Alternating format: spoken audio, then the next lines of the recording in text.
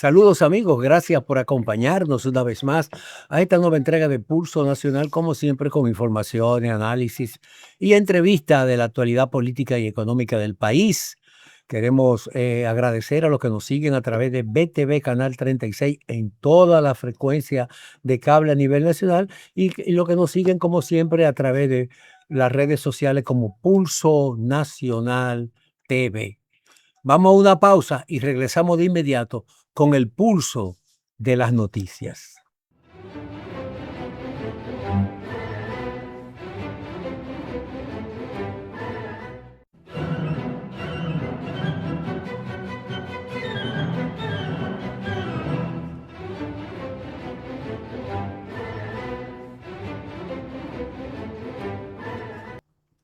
Señor Cárdenas, ¿cómo estás? Yo estoy muy bien. Bueno, yo quiero felicitar a nuestra productora Brita Félix, tuvo el cumpleaños esta semana. Es una compañera muy activa. Y por lo grande. Y por lo grande, una celebración Hizo en una grande. celebración o le hicieron una celebración extraordinaria. Yo Así mismo. estoy sorprendido de eso. Felicidades, muchas Y también felicidades y muchos años de vida y salud. yo quiero felicitar también a una persona que yo quiero mucho de todo corazón, a la señora Aridia Ibar de Cárdenas, que también esta semana tuvo de cumpleaños. Muchas felicidades y bendiciones para ella. Bueno, hay algo muy importante ocurrido esta semana, Cárdenas, que me ha llamado mucho la atención y que quizás sirva de reflexión para pensar en lo que debe de ser el porvenir de la actividad política nacional en el país.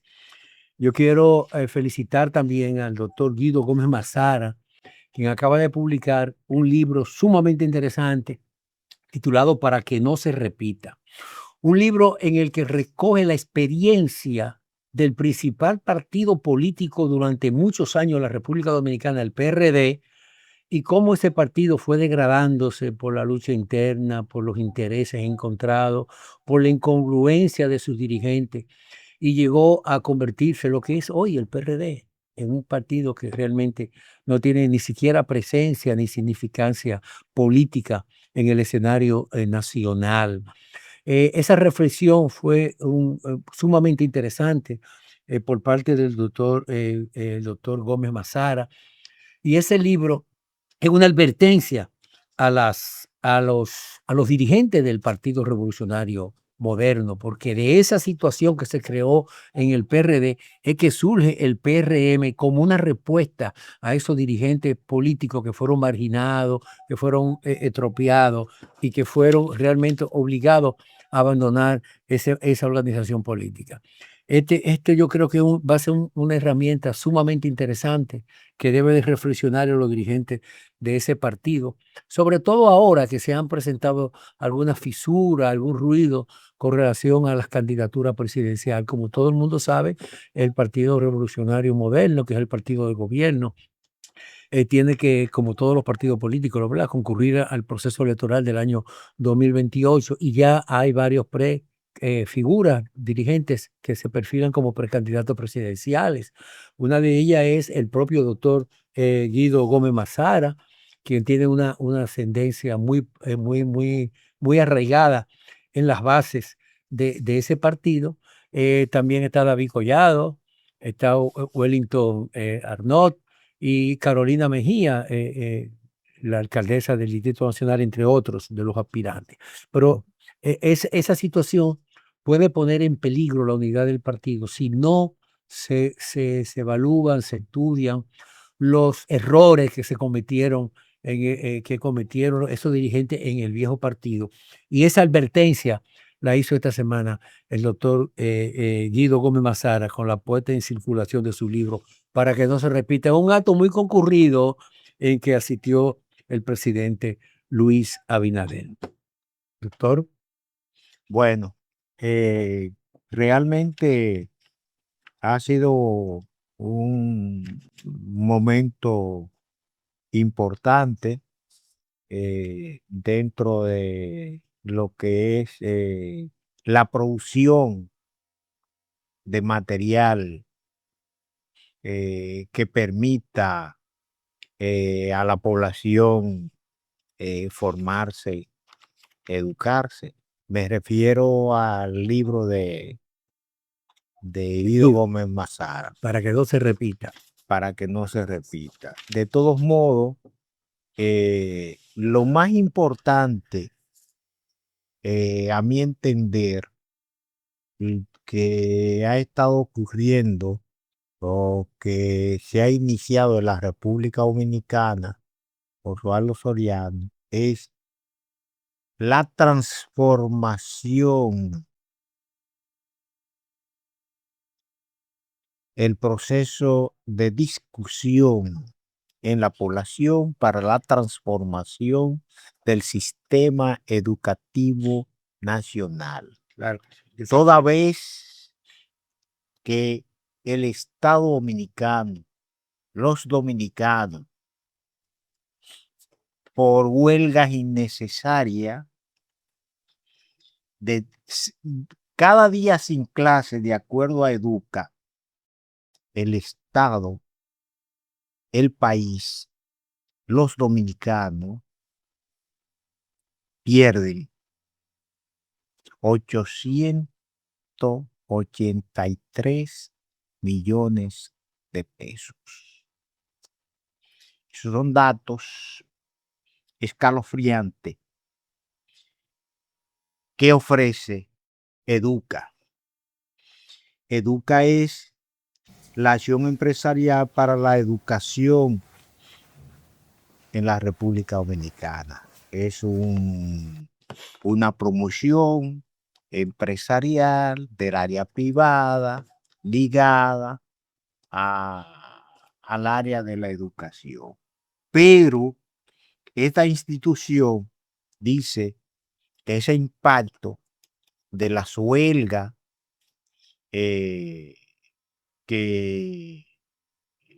o los malos movimientos impulsados por la Asociación Dominicana de Profesores, la ADP,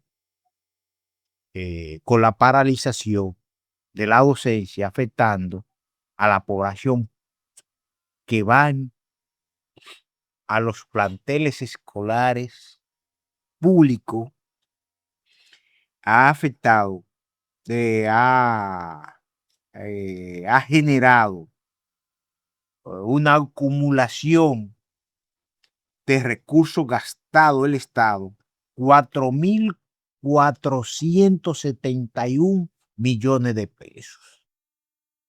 Realmente esto es increíble.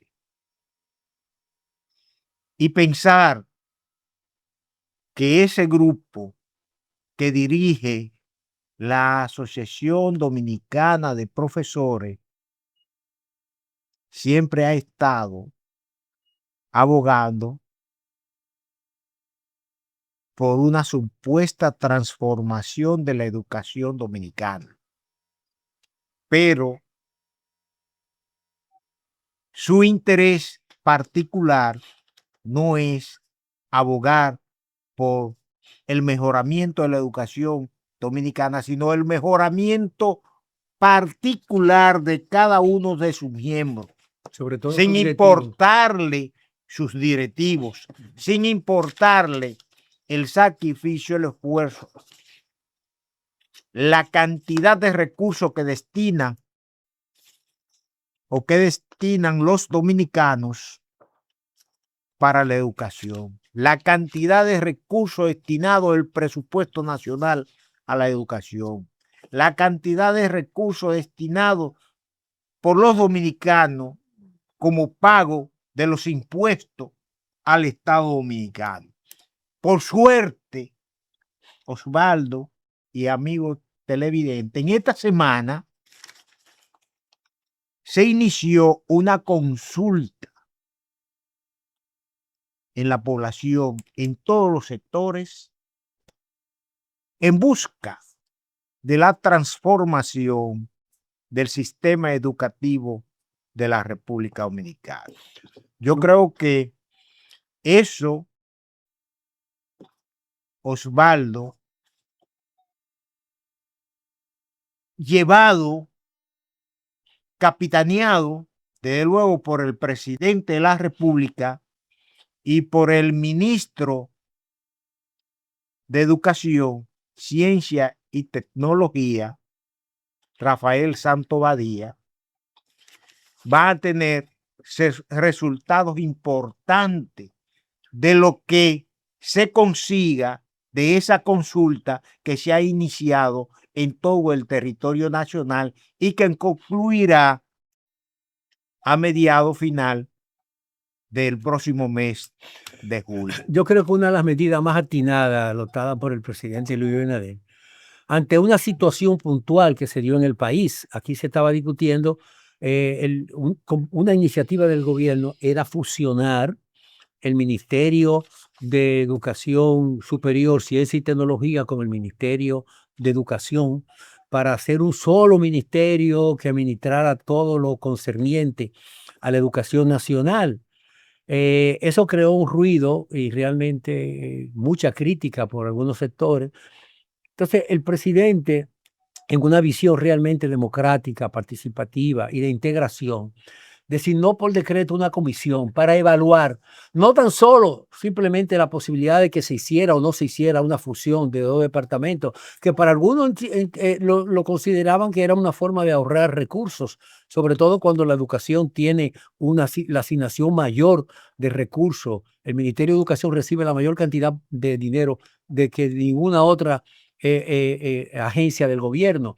Sin embargo, el atino fue crear una consulta, pero no solamente con los dirigentes políticos, una consulta nacional amplia en que todos los sectores sindicales, amas de casa, estudiantes, profesores, todos los sectores del país, empresarios, dieran su opinión de cómo ellos ven, cómo ellos creen que debe de ser la educación.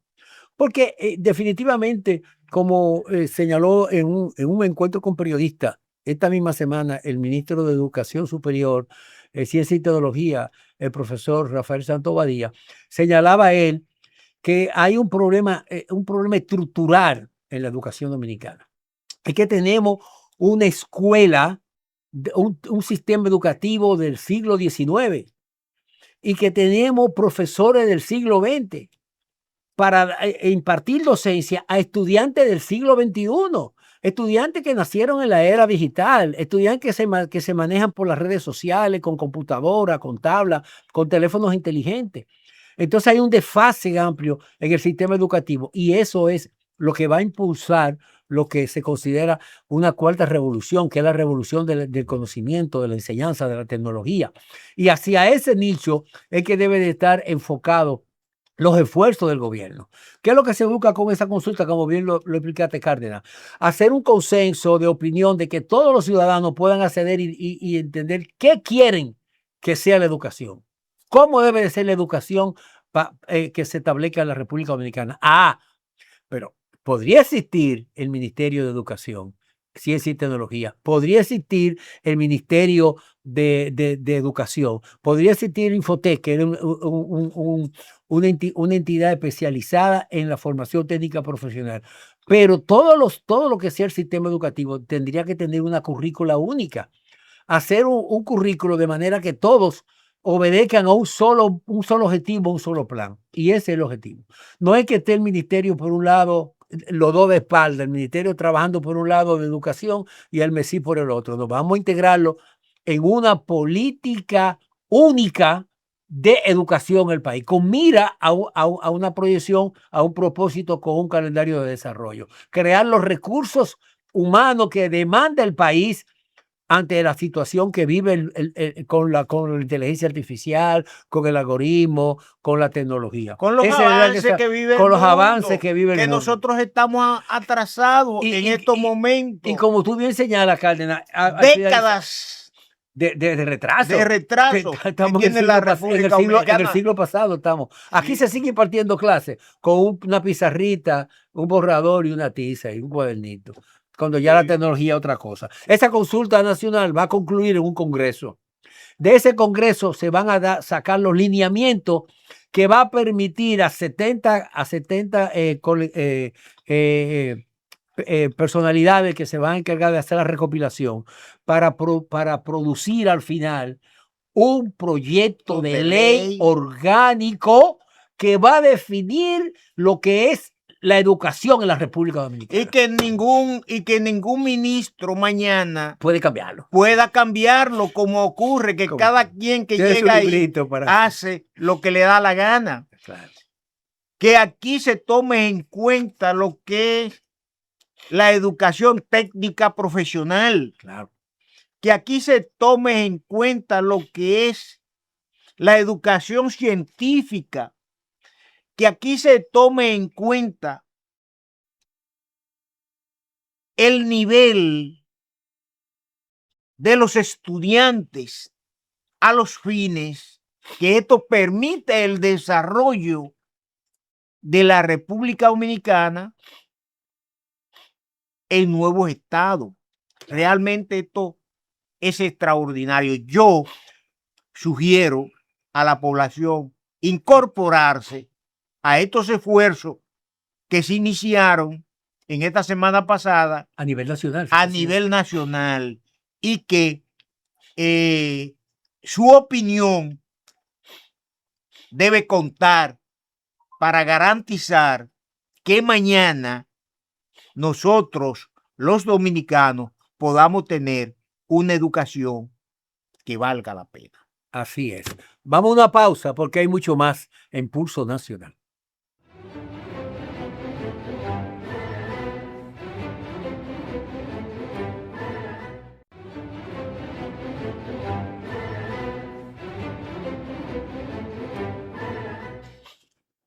Bueno, Cárdenas, realmente una noticia que era esperada por el país durante mucho tiempo fue la decisión final del Tribunal Colegiado del Distrito Nacional, que evacuó una serie de sentencias creando un precedente contra un grupo de militares que estaban en un caso muy sonado de corrupción durante el pasado gobierno del presidente Danilo Medina. 29 de esos condenados incluían a altos oficiales de las Fuerzas Armadas, incluyendo el jefe el jefe militar del presidente de la República. En esa ocasión, el general Adán Cáceres Silvestre. Adán Cáceres Silvestre, que fue condenado a 20 años y se le incautaron propiedades por más de 5.000 millones a ese grupo de imputados. El general Juan Carlos Torres Robiú. Sí, Torres Robiú era el que estaba al frente de la policía turística del Fitur y que fue involucrado en eso. Fue un andamiaje de corrupción. Rafael Núñez de Asa. Núñez de Asa era el responsable de la coordinación, porque ellos traficaban con una serie de situaciones para apoderarse del dinero público. Hacían supuestos designaciones a militares y policías. Y ese dinero pasaba. Con rango aumentando. Llegaba en especialismo, en supuestos especialismos. Y ese dinero no lo recibían los beneficiados, sino que lo manejaban ellos. Pero eso era una parte. También de los presupuestos asignados a cada uno de los departamentos de las Fuerzas Armadas bajo el control de esos oficiales, ese dinero no se utilizaba para eso, sino que iban a utilizarse, se iban a enriquecer. Pero el andamiaje fue tan grande que involucró a muchos civiles, incluso una pastora de una iglesia, que fue también condenada porque formaba parte. Que era la mano derecha de Adán Cáceres Silverio, sí. El jefe de la seguridad del presidente Danilo Medina. Entonces, realmente. 20 años de prisión. 20 años de prisión, Osvaldo. Pero mira. Para Adán Cáceres, para Juan Carlos Robiú, para Rafael Núñez de Asa, el coronel, que era el que manejaba el asunto de la nómina. Sí, sí. De donde se extraían los recursos del Estado. Y para colmo, a esos 29 personas se incautaron bienes por más de 5.000 millones de pesos. La verdad que realmente era exagerada. Una auditoría visual determinaba claramente de cómo un oficial del ejército, de la Fuerza Armada, con un sueldo de menos de 150.000 pesos, 200.000 pesos, podría tener el salario. Tantos vehículos. No, tenía 114 vehículos a su nombre, ni siquiera que fuera un dealer. Y tenía propiedades, muchísimas propiedades solares, apartamentos, torres y cosas, que realmente era visible esa ostentación. Estamos hablando del caso Coral del y caso Coral Coral, 5G. el caso Coral, precisamente ese caso. Y qué bueno que esto sucediera, porque había mucho cuestionamiento, Cárdenas, con relación a los esfuerzos que ha hecho el Ministerio Público para encauzar los delitos de corrupción en la República Dominicana. Históricamente, los funcionarios y sobre todo los militares en que incurren en actos de corrupción siempre son beneficiados por el manto de la impunidad.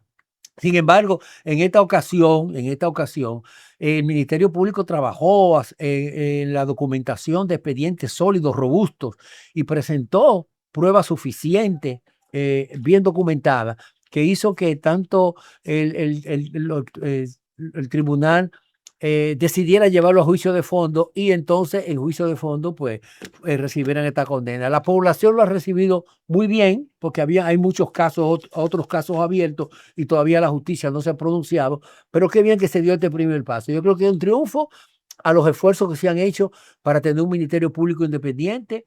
Es un triunfo que se ha hecho también para dar un ejemplo a los funcionarios del actual gobierno, que si se cometen actos de corrupción, de prevaricación contra los bienes del Estado, ellos también podrían verse en los tribunales y ser condenados. Como está el caso relacionado a Senasa. A Senasa. Que la población también quiere que se ponga un ejemplo en la República Dominicana. Claro. Y qué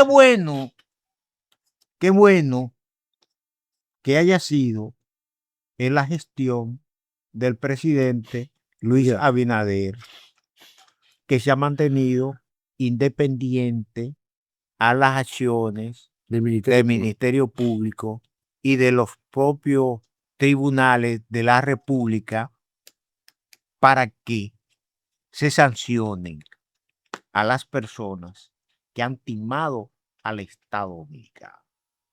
Esto es un ejemplo para las presentes y futuras generaciones,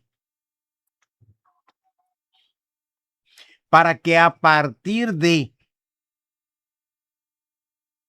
todos los hechos de personas que van al Estado a hacerse millonario con los recursos, los impuestos de los pobladores, reciban el peso de la ley por los actos indecorosos en que incurren en el manejo de la administración pública. Es un caso interesante, Cárdenas, porque se ha creado un precedente judicial. Nunca antes habían sido condenados militares activos, porque ellos estaban activos, siguen activos. A partir de ahora de esta sentencia, cuando terminen los procesos de apelación, definitivamente serán retirados de la Fuerza Armada y tendrán que ir a prisión, como lo ha ordenado. Que tendrán que ir a prisión, ya tienen que estar en prisión, realmente. Mira, prisión. hay un dato interesante. 422 bienes inmuebles. ¿Tú te imaginas lo que es eso? Entre ellos había naves industriales, plazas comerciales, viviendas, ubicaciones. Es una cosa extraordinaria. ¿Tú te imaginas la cantidad de recursos que se manejaron? Y entonces cuentas en pesos millonarias y en dólares millonarios. Una persona puede acumular millones de dólares en efectivo guardados en cajas de seguridad y cosas de ese tipo.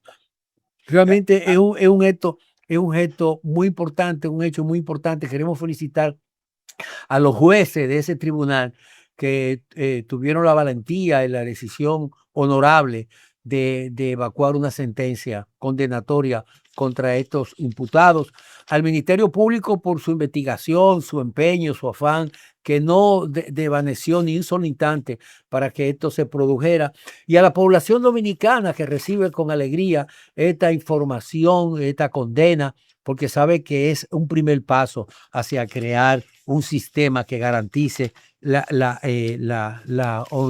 honorabilidad y que se enfrente definitivamente la corrupción evitando la impunidad. Y a propósito de eso, el gobierno presentó esta semana, Cárdenas, esta es una información al margen, la creación de una nueva dirección de ética. O sea, lo que existía todo ahora mismo, que era la dirección de ética gubernamental, va a desaparecer y se va a crear una nueva dirección de ética con autonomía. No le va a depender del presidente de la República. Va a trabajar independiente, autónoma, con presupuesto y administración autónoma. Es un paso sumamente interesante también en los esfuerzos para combatir la corrupción en el país. Sí, pero combatir la corrupción, Osvaldo, amigos televidentes, no es solamente castigar, condenar a este grupo. No. Hubo un caso de corrupción que se registró en el país con la compra en Brasil de unos aviones, los llamados tucanos, los tucanos,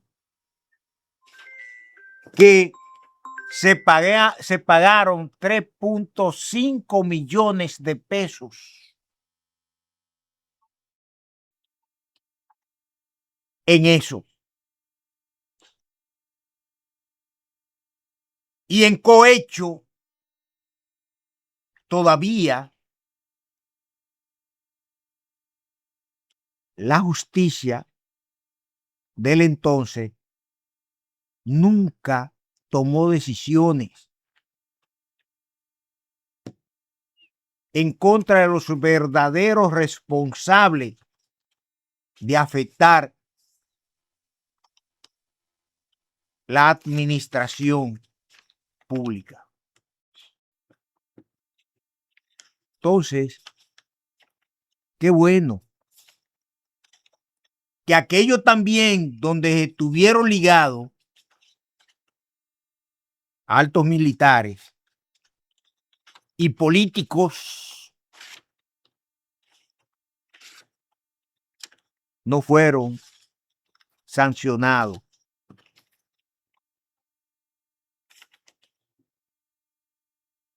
Y ese expediente llegó a la Suprema Corte de Justicia.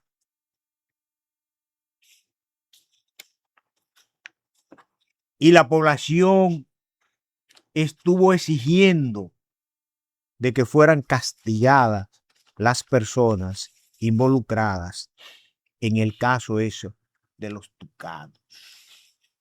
Mira, pero qué bueno que hoy militares activos que afectaron a su propia institución. ¿El país? No, primero a su propia deshonraron su uniforme, deshonraron el país. Segundo, a todos los dominicanos. Y tercero, que pusieron la imagen de la República Dominicana en ridículo a nivel internacional. Mira, Cárdenas, la importancia que yo le veo a esta decisión del Tribunal Colegiado del Distrito Nacional con esta sentencia, no tan solo que quiere el presidente de que se ve ya culminado un proceso de condena, de incautación de recursos robados. Muchos dicen, bueno, ellos se robaron más de 15,000 millones y además está recuperando 5,000, pero es un paso importante. Hay que seguir profundizando hasta conseguir todo el dinero que se ha perdido. Pero se crea un precedente. Pero ¿qué sucede? Que aunque se ha hecho esfuerzo por crear un ministerio público independiente, todavía la justicia, la parte de los jueces, lo que imparten la justicia, la condena, esa parte de los tribunales, hay que hacer una reforma, una transformación.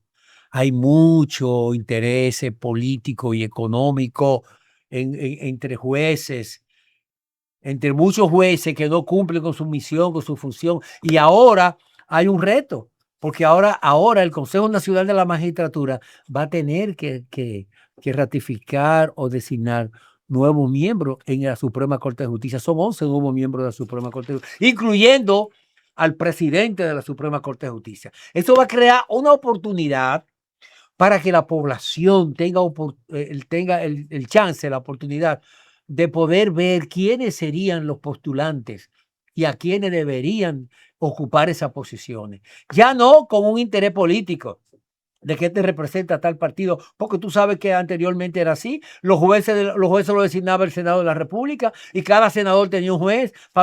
Yo soy senador de una provincia y yo quiero que fulanito de tal sea el juez, de esta jurisdicción. Y lo designaba políticamente y obedecían a sus intereses y recibían una llamada del Palacio o del legislador y tenían que actuar en eso. No había una justicia independiente. No estoy hablando solamente del Ministerio Público, de justicia independiente. Yo creo que este es un momento importante para lograr ese cambio, que la población sepa que hay personas ocupando posiciones en la judicatura que vale la pena. Yo quisiera felicitar hoy a la doctora Miriam Germán, creó el precedente. Que fue la titular de la Procuraduría General de la República cuando se inició este proceso. A Jenny Berenice, que mantuvo firme su lucha contra la corrupción, y a Wilson Camacho, que se enfajaba. el persecutor contra la corrupción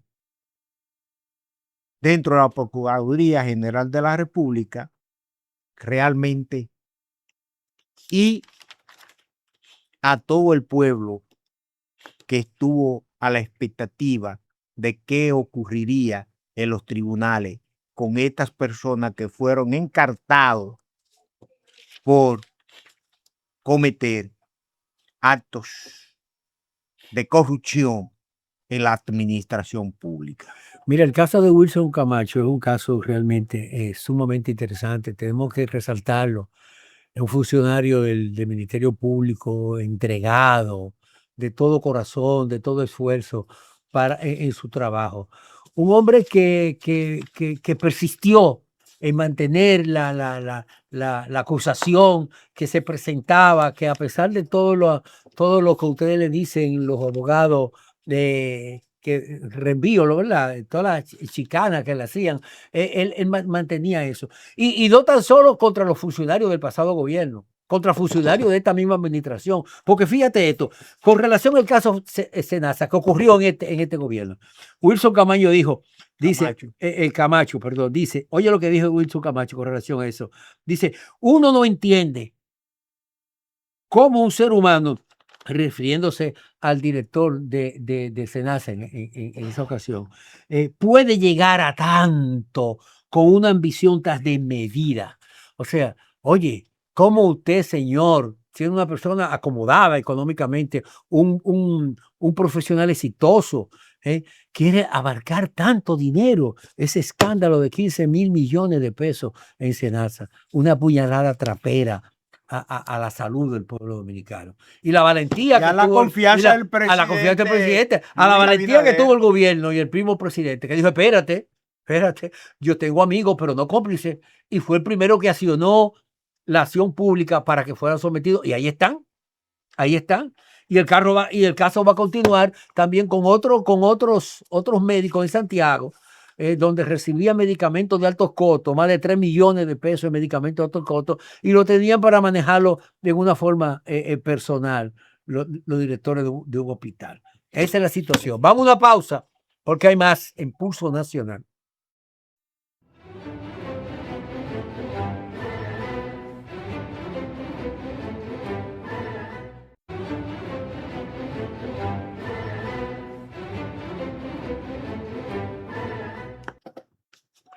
Bueno, Cárdenas, un tema de mucho interés esta semana, en estos días, ha sido la discusión de la medida anunciada por el presidente de un plan anticrisis para enfrentar la situación creada por la guerra del Golfo, la guerra entre Israel, Estados Unidos contra Irán, que aparentemente en esta semana que ha logrado un cese al fuego y una negociación para ponerle coto a esa guerra, pero que definitivamente y tuvo un impacto no tan solo en la economía de la República Dominicana, sino en la economía mundial, con un disparo del precio del petróleo, con una serie de desabastecimientos, con un alza en los costos de los fletes marítimos por los efectos del cierre del estrecho de Hormuz, que por el estrecho de Hormuz no solamente transita petróleo, también para así, se transportan otro tipo de bienes y de alto consumo y de demanda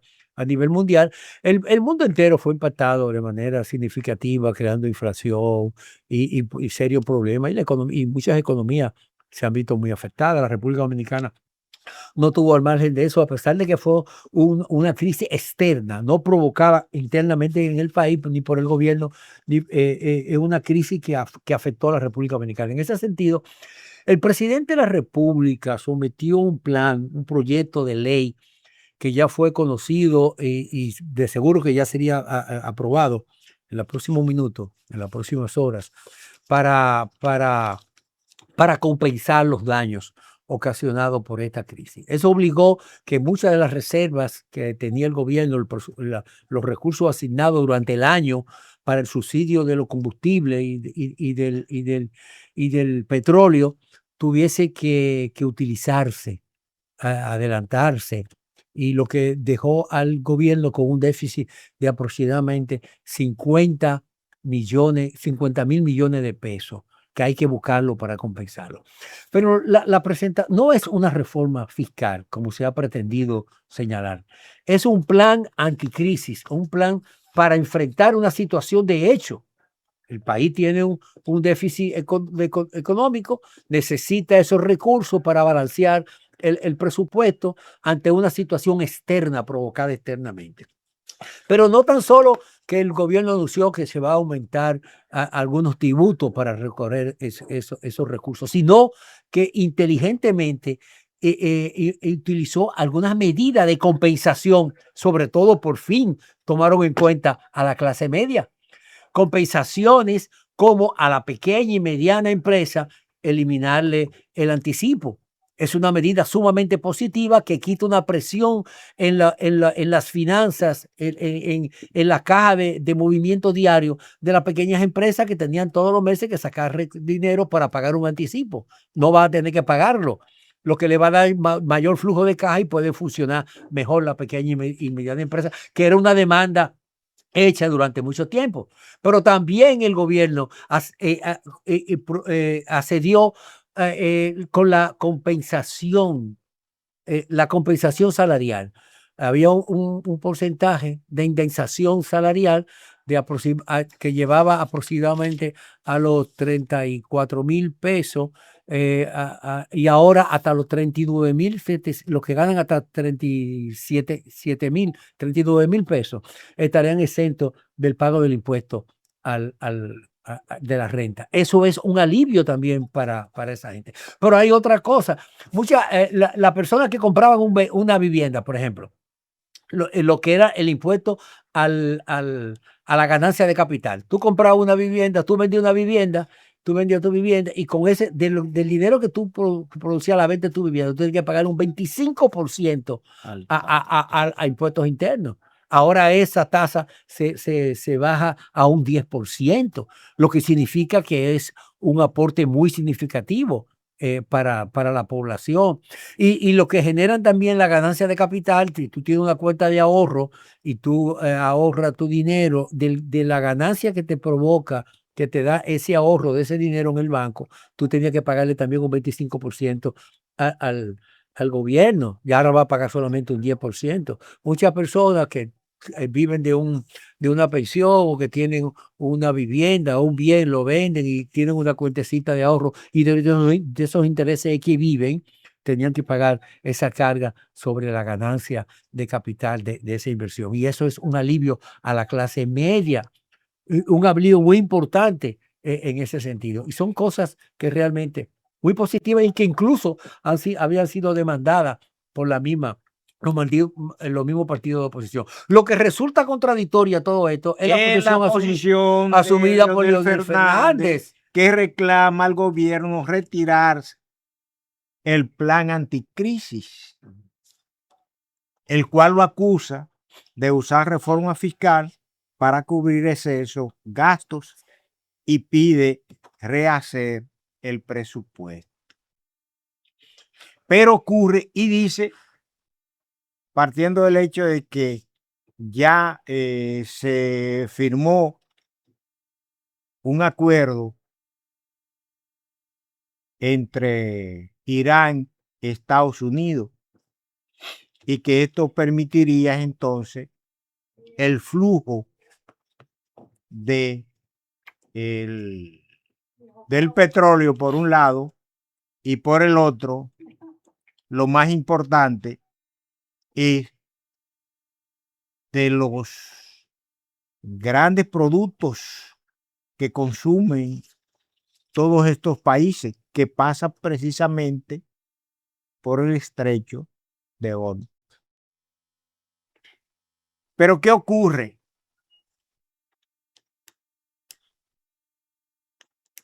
Que el presidente, su equipo, ha sido visionario. Esa guerra no ha terminado. Como no ha terminado la guerra entre Ucrania y Rusia. Y que también ha estado afectando el comercio de estas naciones. Ahora bien,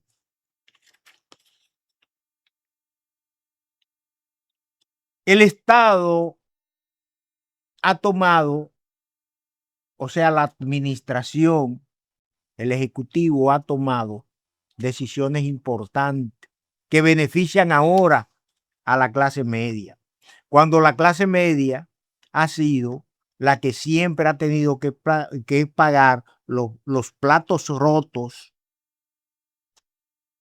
porque es la que mayor impuesto paga en el país. Esa clase media que no evade, esa clase media que mensualmente está cumpliendo con sus compromisos con el Estado. Y de eso usted tiene gran conocimiento porque usted ha manejado todo ese tipo de cosas. En la gestión de Leonel Fernández se impusieron,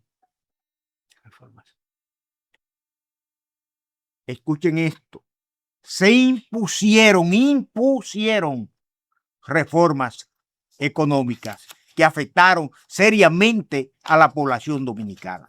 Sí, es importante resaltar eso, Cálida. Que 5 reformas. Sí, se hicieron 6 reformas durante el gobierno de Leonel Fernández. Y lo grave de esto que Leonel Fernández se opone a un plan. Esto no es una reforma, este es un plan anticrisis.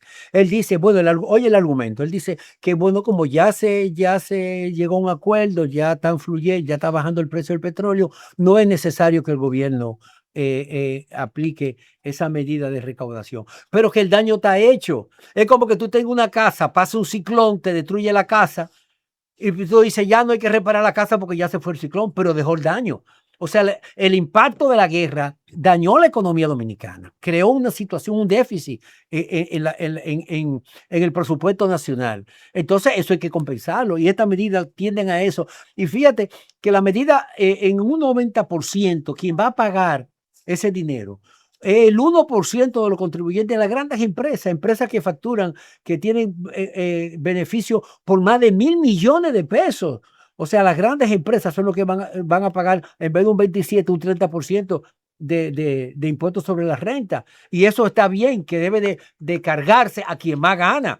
Y eso es justo. Sin embargo, no puede hablar Leonel Fernández de reforma y de que esto es cuando él, en el gobierno de él se hicieron 6 reformas fiscales. La primera de ellas fue mediante la ley 147 en el año 2000, en la cual Leonel Fernández aumentó el ITEVI de un 16 a un 18%. Se hizo otra mediante la ley 146 también en ese mismo periodo, creando también una serie de impuestos a la transferencia y a los cheques, que se creó un 0.15%. Se hizo también otra modificación tributaria fiscal mediante la ley 288 del 04, otra durante la ley 557 del 06 y otra sobre la ley 495-06, y sobre todo las que se hicieron sobre la ley 183-07 y 182-09 y 193 en el último periodo de gobierno de Leonel Fernández, que fue el famoso paquetazo fiscal, donde se hicieron grandes ajustes. Entonces, si usted en su administración, cuando usted fue presidente de la República, impuso por las razones que fueran 6 reformas fiscales, este gobierno no ha hecho la primera reforma fiscal, intentó hacer una integral tributaria, y al final hubo una serie de que debieron hacerlo, debieron haberla hecha, se desvaneció y ahora se están tomando medidas provisionales. Yo creo que debe de hacerse una reforma fiscal amplia, integral, para resolver los problemas del déficit que reúne la República Dominicana. Entonces, esta iniciativa del gobierno de crear estas medidas anticrisis son altamente positivas, porque a quien más afectarían serían a los altos contribuyentes, no a los medianos contribuyentes. Son cosas de alivio. Bueno, que se va a aumentar, se va a poner un impuesto de $5 a los pasajes aéreos, sí, pero a los que viajan, la clase media, la clase alta, los que pueden viajar. El pobre no viaja todos los días. Que es la mayoría de la población. Y si tú puedes pagar $500 por un boleto aéreo, pagar $510, eso no tiene mayor implicaciones. Vamos a una pausa porque hay más en Pulso Nacional.